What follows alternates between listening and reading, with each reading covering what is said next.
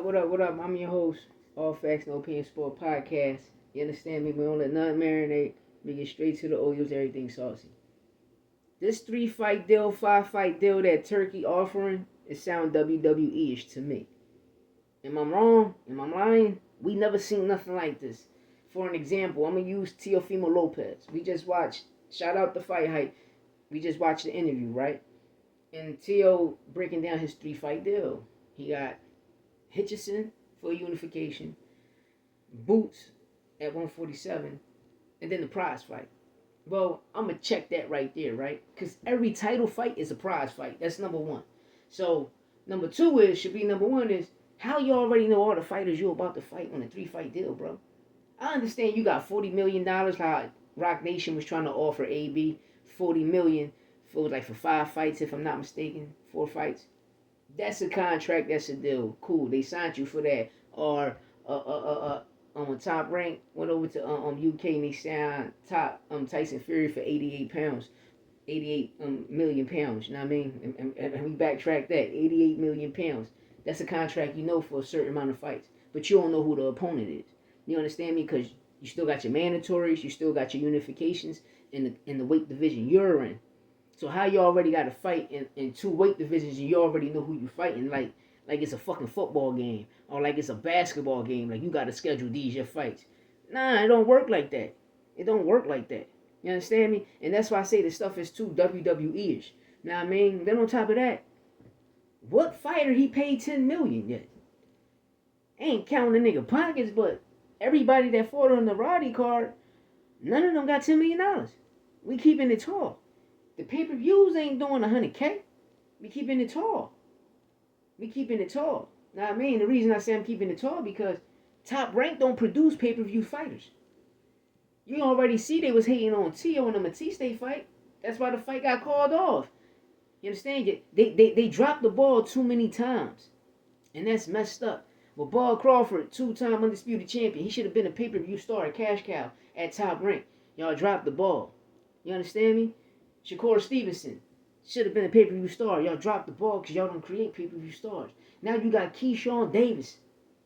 Just did $1 million at the gate. You're not trying to make that in the Beren check in February a pay-per-view fight? No, y'all not. Which it should be a pay-per-view fight because these pay-per-view stars. But I bet you if Keyshawn, hold on, the whole DB3 go over to PBC, Al Heyman and them, Al Heyman to make that boy a pay-per-view star. You seen Bud Crawford, the biggest check he ever made was where? He went over there to PBC, right? Then he go over there and sign the PBC. He still got to fight. He owed PBC. You go on PBC fighters, Bud Crawford's still there. You understand? He go over there and what happened? Made the biggest check he ever seen in his life. Why? Because PBC, you a fighter, you eat, but your brain eats. When you sign with Top Rank, Golden Boy, Queensberry, etc., you're signing, not your brand. You, the fighter, is signing. But PBC, your brand signs and y'all eat together. And Al put on the biggest cards and he create pay-per-view stars. It doesn't, I don't care if they do 100K pay-per-views. They bigger pay-per-view stars than every fighter at Top Rank and that Golden Boy. And whatever else at. Shout out to Eddie Hearn for letting other brands eat too. Because Matchroom is one of them places that they let your brand eat. You understand? And that's only right. Why? Because it pleased the fighter. Like, damn, they really mess with me. Now, I mean, and shout out to Boots and Standing Jonas. It's unification about to come up in April. Hopefully it'll end in March for April. Let's get it. Let's eat. But, like, this 3 fight deal stuff sound too WWE's, too NBA, too football. Like you already know your schedule. Come on, man. Boxing is not like that. You have divisions. You have different weight classes. In different weight classes, you have 4 body sanctions. WBA, WBO, WBC, IBF.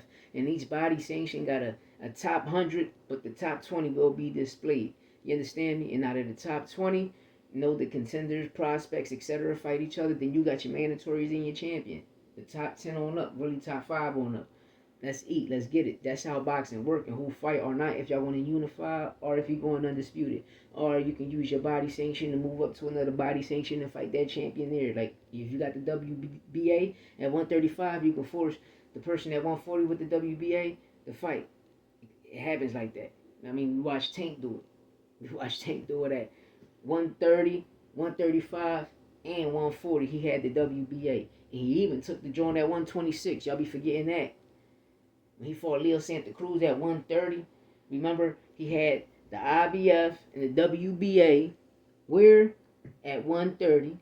Then he went to 135 and won the WBA, but still went back down to 130 and fought Leo Santa Cruz and took them titles at 126 from him. But you always say, oh no, he was at 130 when he fought Leo Santa Cruz. And Leo Santa Cruz was way taller than him.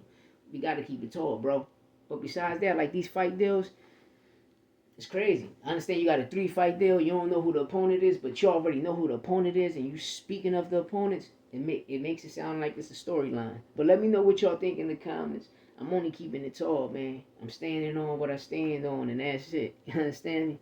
Real dog. You understand me? Darling.